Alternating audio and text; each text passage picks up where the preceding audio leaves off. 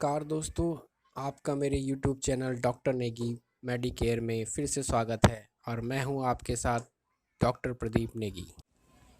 दोस्तों, अगर आप मेरे YouTube चैनल में नए हैं या आपने अभी तक मेरा चैनल सब्सक्राइब नहीं किया है तो जल्द ही मेरा चैनल सब्सक्राइब करें और साथ ही बेल आइकन को दबाएं ताकि मेरी आने वाली हर वीडियो की जानकारी आप तक पहुंचे। दोस्तों, मैंने अपने पिछले 2 वीडियो में स्किन डिजीज़ सोरियासिस और डाइट इन सोरियासिस के बारे में बताया है और आज मैं आपको एक और स्किन डिजीज़ एक्जिमा के बारे में बताऊंगा। उसके होने के कारण क्या होते हैं, लक्षण क्या होते हैं और उसका होम्योपैथिक उपचार क्या है। ये सभी जानकारी आज के वीडियो में मैं आपको दूंगा, तो जुड़े रहिए मेरे साथ। दोस्तों, आजकल भारत ही नहीं पूरे विश्व में स्किन डिजीज़ के केसेस लगातार बढ़ते जा रहे हैं। लगभग 1 करोड़ लोग हर साल स्किन से जुड़ी समस्या से जूझ रहे हैं और उसी में से एक कॉमन स्किन डिजीज़ है एक्जिमा। दोस्तों, एक्जिमा एक तरह की स्किन डिजीज़ है जिसमें कि छोटे छोटे लाल कलर के आपको दाने दिख सकते हैं, उनमें बहुत खुजली हो सकती है और उसमें त्वचा थोड़ी इन्फ्लेम्ड हो जाती है, क्रैक और रफ हो जाती है और कभी कभी उनमें पानी भी आ जाता है। खुजलाने से ज़्यादातर बर्निंग सेंसेशन यानी जलन भी महसूस हो सकती है और लाल कलर के चकत्ते भी पड़ सकते हैं। तो इसी डिजीज़ को कहते हैं हम एक्जिमा। दोस्तों, सबसे कॉमन टाइप का एक्जिमा होता है एटोपिक डर्मेटाइटिस, जिसको हम एटोपिक डर्मेटाइटिस कहते हैं। एक्जिमा जो होता है वो किसी भी एज में हो सकता है, लेकिन सबसे ज़्यादा ये पाया गया है बच्चों में। छोटे छोटे बच्चों में ये समस्या देखी गई है और ये ज़्यादातर फैमिली हिस्ट्री, अगर किसी की एलर्जिक कंडीशन हो फैमिली में, किसी को जैसे अस्थमा हो, हे फीवर हो, तो उसमें भी, उन कंडीशंस में भी ये बच्चों में पाया जा सकता है। और दोस्तों, एक्जिमा एक इंसान से दूसरे स्थान पे छूने से नहीं फैलता, ये नॉन कॉन्टेजियस होता है। अब बात करते हैं इसके कारणों की कि इनके कारण क्या है एक्जिमा के।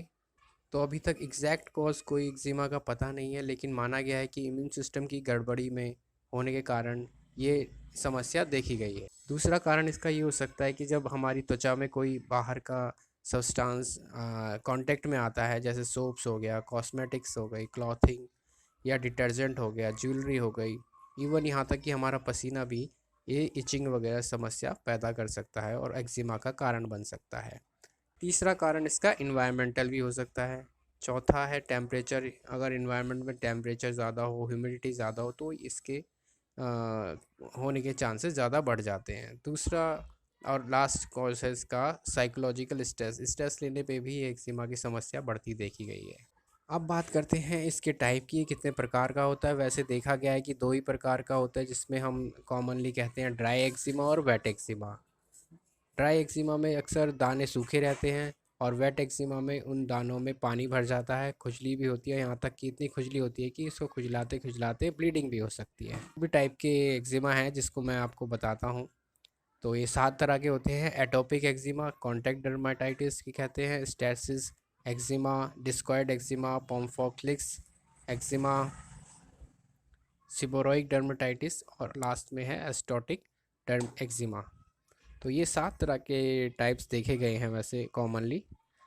तो इनमें अब बात करते हैं इनको डिटेल में कि ये कैसे कैसे होते हैं। तो एटोपिक एक्जिमा एक तरह की एलर्जी होती है। जब हम किसी बाहर के सब्सटेंस की उससे हाइपर सेंसिटिव हो जाते हैं तो हमारी त्वचा में वो रेड कलर के दाने निकलने लगते हैं, वो एलर्जी होने लगती है। और इसका कारण ज़्यादा क्या है कि हमारे ब्लड में आईजीई एंटीबॉडी की फॉर्मेशन ज़्यादा बढ़ जाती है और जिनमें कि अस्थमा के और hay fever, urticaria, general allergies पहले से ही हों, उनमें ये एक्जिमा के चांसेस ज़्यादा बढ़ जाते हैं। दूसरा एक्जिमा टाइप का देखा गया है कि कॉन्टैक्ट डर्मेटाइटिस। जैसे कि नाम से ही पता है, कॉन्टैक्ट डर्मेटाइटिस मतलब कोई चीज़ हमारी त्वचा को छूती है बाहर की, तो उससे वो स्किन एलर्जीज हमारे स्किन पे नज़र आने लगती है। तो कॉन्टैक्ट डर्मेटाइटिस के कारण क्या हो सकते हैं, इसमें रेड स्पॉट पड़ जाते हैं, प्लूराइटिस मतलब खुजली बहुत ज़्यादा होगी और दानों में थोड़ा पानी भी दिखने लगेगा। और ये ज़्यादातर वहीं होते हैं जहाँ पे वो सब्सटेंस हमारी स्किन से कांटेक्ट में आया था, चाहे ज्वेलरी हो, डिटर्जेंट हो, केमिकल हो, कोई भी सब्सटेंस ही हो सकता है, तो वो कॉन्टैक्ट डर्मेटाइटिस में आता है। स्टेसिस का मतलब होता है जब रुक जाना, किसी चीज़ को रोक देना। तो जैसे कि हमारे पेशेंट में पाया गया है कि एक्सटेसिस में क्या होता है, पैरों में जो वीनस हमारा जो इम्प्योर ब्लड होता है वो रुक जाने के कारण वहाँ पे अल्सर बनने लगते हैं। उस वजह से वहाँ पे खुजली होने लगे और लाल कलर के चकत्ते बनने लगे, तो उसे हम स्टैसिस एक्जिमा कहते हैं।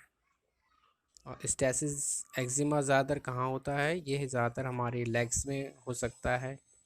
स्टैसिस एक्जिमा इवन हमारे हाथों में भी हो सकता है। डिस्कॉइड एक्जिमा मतलब डिस्क शेप्ड के जब रेड पैचेस हमारे शरीर में बनने लगे तो उसे डिस्कॉइड एक्जिमा कहते हैं। जैसे कि आप देख सकते हैं यहाँ पे हमारे कंधों में, हमारे हाथों में, पीठ में इस सारे डिस्क शेप के रेड पैचेस बन चुके हैं और वहाँ पे थोड़ी त्वचा सूजी हुई भी लगती है, इन्फ्लेम्ड हो गई है। तो ये डिस्क लाइक के मतलब सर्कल टाइप के जो पैचेस हमारे शरीर में बनने लगे तो उसे हम डिस्कॉइड एक्जिमा कहते हैं। ठीक है दोस्तों, हाथों में भी हो सकता है, हाथों में भी आपका देख सकते हो खुजली बहुत ज़्यादा होगी, लाल कलर के दाने। नेक्स्ट आपका होता है पॉम्फोलिक्स एक्जिमा। तो ये ज़्यादातर हाथों में, हाथों की ऊपरी त्वचा में देखा गया है, प्लांटर और पाल्मर रीजन में, जो कि पैरों के तलुओं में भी हो सकता है, उसके ऊपरी त्वचा में भी हो सकता है। तो वहाँ ज़्यादातर बहुत ज़्यादा खुजली होगी और दानों में पानी भरा होगा, ठीक है ना, वहाँ पे खुजली होगी। सीबोरिक डर्मेटाइटिस का मतलब होता है सर पे, जैसे कि सर पे हमारे वही चीज़, जैसे कि बहुत ज़्यादा खुजली होने लगे, वहाँ पे रेड पैचेस बन जाएं और वहाँ पे ड्राइनेस ज़्यादा हो जाए, जैसे डैंड्रफ बन जाते हैं स्कैल्प में। तो ये ज़्यादातर पाया गया स्कैल्प यानी सर पे, आईब्रोज में, नेज़ोफोल्ड यानी नाक के पास, और हेयरी चेस्ट जिनकी जो ज़्यादातर चेस्ट में बाल ज़्यादा होते हैं उनके में भी, और क्रेडल कैप्स इन बेबीज़, उनके क्रेडल मतलब छोटे बच्चों के सर पे भी ये देखा गया। डैंड्रफ जैसी चीज़, बहुत ज़्यादा डैंड्रफ होने लगे, खुजली ज़्यादा होने लगे, सीबोरिक डर्मेटाइटिस इसकी शिकायत उनको होने लगती है। नेक्स्ट आता है एस्टोटिक एक्जिमा। इसमें हमारी त्वचा बहुत ज़्यादा रूखी हो जाती है और ऐसी जैसे फ़िश लाइक की स्किन होती है, फ़िश स्केल जैसी, ये खुरदरी त्वचा हो जाती है दोस्तों। That is eczema. ये ज़्यादातर ओवर यूज़ ऑफ सोप्स की वजह से हो सकता है। अगर टेम्परेचर कहीं किसी जगह ज़्यादा है, उससे हमारी जो त्वचा की नमी होती है वो सूख जाती है और इस तरह की दिखने लग जाती है। तो इसे हम कहते हैं एस्टोटिक एक्जिमा। अब बात करते हैं डायग्नोसिस की। तो इसके डायग्नोसिस की स्किन बायोप्सी हो सकती है और किसी केसेस में सिम्टम्स के आधार पर इसको डायग्नोसिस किया जाता है।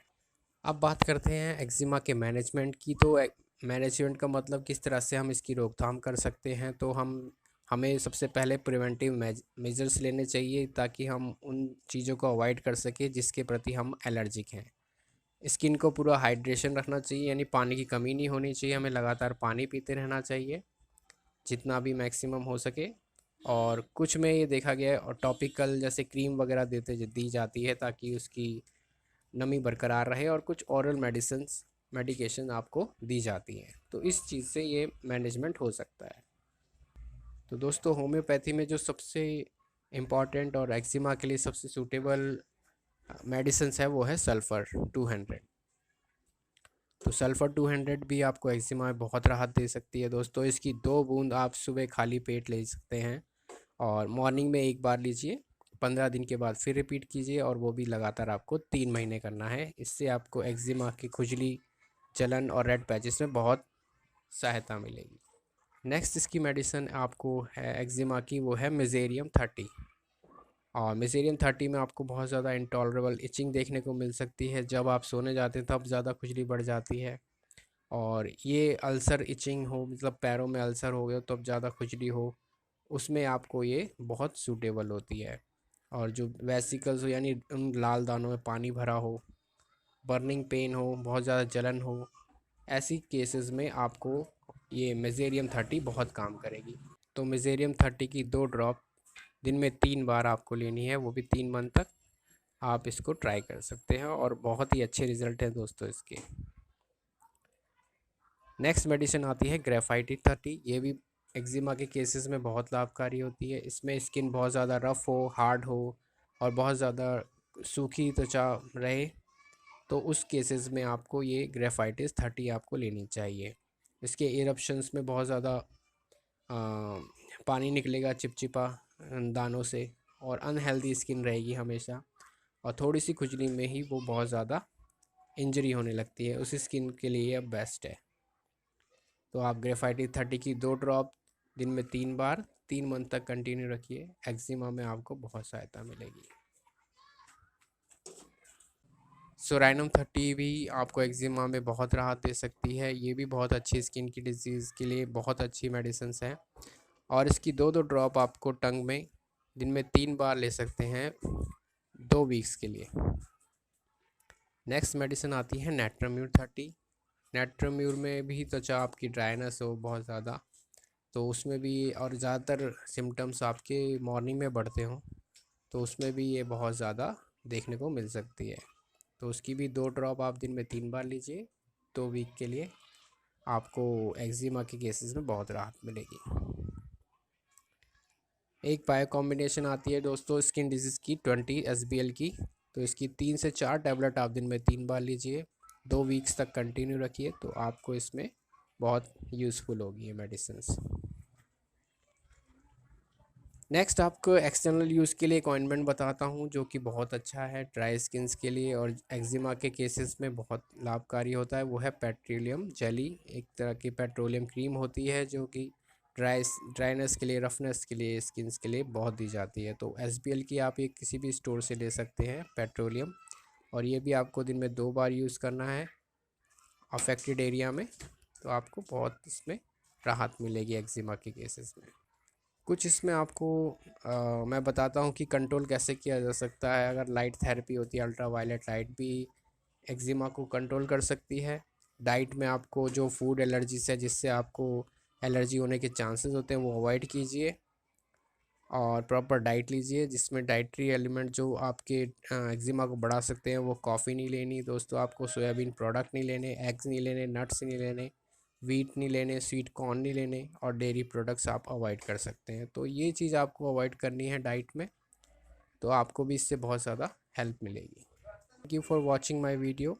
ये थी जानकारी एक्जिमा के ऊपर, और अगर आपको पसंद आई हो मेरी वीडियो तो please like, share and comment और सब्सक्राइब करना ना भूलें दोस्तों, ताकि मेरी आने वाली हर एक वीडियो की जानकारी आपको मिलती रहे। धन्यवाद।